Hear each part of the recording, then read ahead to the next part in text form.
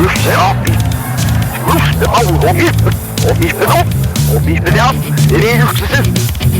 don't know what the fuck you guys are thinking. You don't ever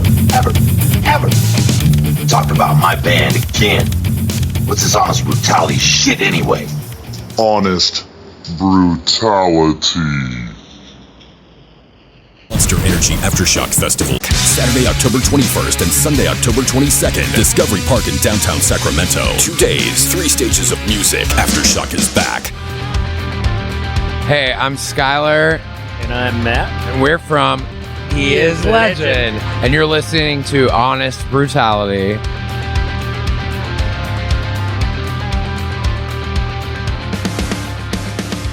Hey everybody, this is Camera Rebel from Rock Rage Radio and Honest Brutality, and I am sitting here with He Is Legend. Guys, introduce yourselves. Hi, I'm Schuylar, and I sing for He Is Legend. I'm Matt, and I play bass for He Is Legend. Awesome. Well, thank you so much for taking the time to sit down with us today, know it. guys.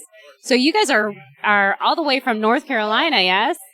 We sure are. You Yep. are. You know, and I was looking at your tour schedule. You guys are, like, smashing it. You guys are all over the place and just, like, Yeah, we get around. You totally get around. You totally get around. So, now, you guys are here at Aftershock. Are you out there watching any of the shows or anything like that? Yeah, absolutely. I mean, we did Aftershock, Louder Than Life in Louisville, and Rock Allegiance in Camden, New Jersey. And, you know, got to see, this is one of the best lineups I've seen in a long time. So, It's absolutely fantastic. Never seen Nine Inch Nails before, never seen Run the Jewels, very excited about that. Right. Yeah, that is exciting. So, now tell me, sorry, I just drew a blank. I looked away and I'm like, it's got to be hard. Squirrel. I just Talking saw to all a these squirrel. different idiots, all these dudes in black shirts. Now tell me a little bit about your sound, because you guys have this like really unique sound. You tell us a little bit about our sound. It's hard to describe what you know? Right. I do too. It's like got this rock kind of, I don't know, funk. Yeah. I love it. So, yeah. Oh, yeah. A little bit. Yeah, we definitely. A little bit of that in there. I think we tend to wear influences on our sleeve, and we have a lot of influences. So. Yeah. You know, throughout the years, I mean, there are a few bands that we still just jam all the time. That's definitely Soundgarden, Nirvana, you know, Alice in Chains. Pantera. Yeah, White Zombie, all that, you know, Pantera for sure. Pantera was like one of the reasons why we all... One of the first things that we all had in common in the band that we loved. Yeah, and you know what? It's amazing because we talk to a lot of bands, and that's like a really common thing within the bands is Panteras. Because they kick ass. Absolutely. I mean, Dime was the greatest guitar player of his generation. Probably lots of generations before that, too. I mean, agreed. Definitely agreed. So now you guys have been doing this for a fairly long time now. And, you know, when you go into it and you're like, okay, well, let's start a band. And you kind of have, like, you foresee, you know, some things that might happen and everything. And some great things, some struggles and that sort of thing. What has your biggest struggle been since you guys have been a band? I think He Is Legend has always been like band, you know, like our friends and people that get what we do and have known about us the longest are usually other rockers that, you know, just kind of look at us as like the fuck up little cousin, I guess, you know. And we own that, you know. But I mean, not that it's all a struggle, you know, because back home we know plenty of people that obviously around the world would kill to do what we're doing, and we're very grateful for that. But you know, it's not all glamorous. It's not all. Yep. You know, I think it starts with, we started in high school, so we didn't really know like where this was even going to go, or if we were even going to be a touring band. It was just having fun and playing music with your friends, and then it became, you know, more serious, and we just tried to take it to the next level. But we knew like off the jump that we were going to have to go on the road. You know, like that was what we kind of aimed for. Right.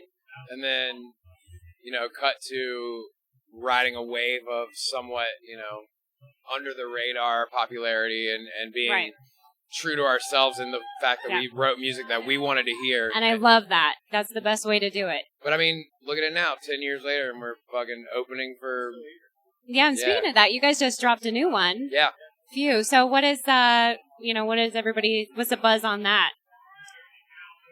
we crowdfunded our first record. It was time for us to choose whether or not we wanted to re-sign with a label or try to do it on our own. And we were pretty excited about the possibility of just having our hands in every aspect of creating the record. And so we got our fans involved and took the leap, and very happy with the way it turned out. I don't know if we would do it again, but I do think that the last year and a half have been very eye-opening, and we learned so much about what it takes to really push yourselves and start working on a record from the ground up. Normally you get X amount of time to write, record, produce, go back on the road, and we kind of it seemed like it was a better idea for us to do it this way, just to learn for ourselves. Absolutely, it's part of that journey, and now you guys know, and it brought us really close to our fans too. Having an open dialogue with them throughout, it was very cool. Yeah, that's pretty amazing. So, quick question: Guar. Yeah, I'm asking that question too. Actually, I don't know in late November in Canada, if Blood and Cum freezes that well. Probably. Yeah, sure you got to watch out for that blue space jizz, dude. I'm very excited. I can't say that I've ever seen Guar live. We have no idea what to expect. Oh, but we.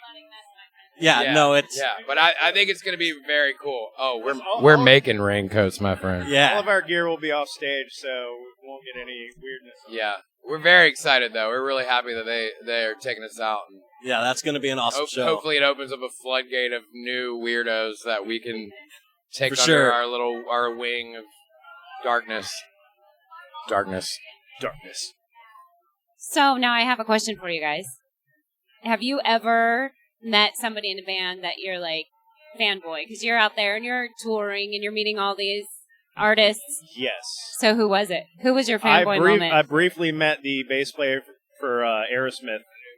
Oh. At a show in Boston. He was backstage. We're on tour with Killswitch Engage and Dragon Force, and I guess his son really loved Dragon Force, so he was backstage talking to the singer, and I took the opportunity to just say, "Hey man, I love your band," shook his hand, and that was that was really awesome because I loved Aerosmith since I was a little kid. Absolutely. That was pretty amazing to meet that guy. And as a bass player too. Yeah, exactly. Just really kind of a connecting moment. What about you? He probably doesn't ever remember that, and that's fine.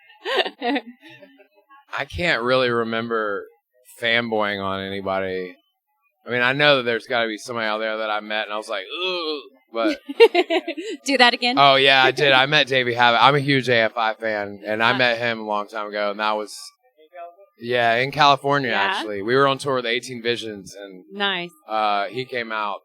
I don't think I really met him though. I kind of he was sitting on our van, and I think our asshole guitar player at the time told him to leave. You're like, we are not washing that van ever. So awesome. Yeah, he was like, you got to get out of here. It's like, that's. Wow. One of my idols. Sorry. So now, for each of you, if you can go back to your 12-year-old self and give your 12-year-old self advice, what would it be? Get it in writing. At 12, I wasn't playing music yet, so I'd be like, quit baseball like you did and pick up the bass in a couple years, do it again. Life might be a little harder, but it's worth it. So at what point did you pick up the bass? I started playing in 1997, so I was 14. Wow. And I'm 34 now, so that's a long time. I know. I feel you. Today's my birthday. Happy birthday. I'm not going to tell you how old I am, but I'm a little bit older than you. Thank you. 30. I'm 25. Just 30. So what about you? What would you tell yourself? Oh, at 12 years old, I would have a lot of terrible things to tell myself. I think that in the long run, it would be a very trite conversation. I would probably just make myself cry and then I wasn't exactly. I was playing drums at the time, but I don't think I felt like I had like a calling towards anything like that. I loved playing drums, but I was a very different person then. Yeah. My younger self probably wouldn't want to converse with my older self. I don't think. You're like, no. He would have run. the other way. I'm the same guy. Matt had bleachy blonde, spiky hair though back then. So did I guess. Bleachy blonde. We both went on that Green Day, that Dookie phase. I love Dookie. Yeah. Don't we all? Oh my gosh, you guys are awesome. So do you have formal training in vocals and bass? As far as bass, just winging it. I took lessons for a half a year when I was 14, but nothing too formal. I don't know any theory or anything like that. I just know how to play what I can play. And it's all self-taught. I was in marching band and jazz band from middle school until my junior year of high school, and then to spite my teacher, I joined chorus for my senior year just to play Danny Zuko in Grease. I was fucking Danny Zuko. I was, Oh my gosh. I'm all alone at the drive-in movies. Yeah. I love that. In the movie, no way. Absolutely. I don't even remember it. I just remember that it was a very high falsetto part for a song that never made it in the movie, but in the musical called I'm All Alone at the Drive-In Movies, where he's talking about like tweaking the speaker knobs, thinking of her, and it's like totally like a reference to something Tune other in than Tokyo. Yeah.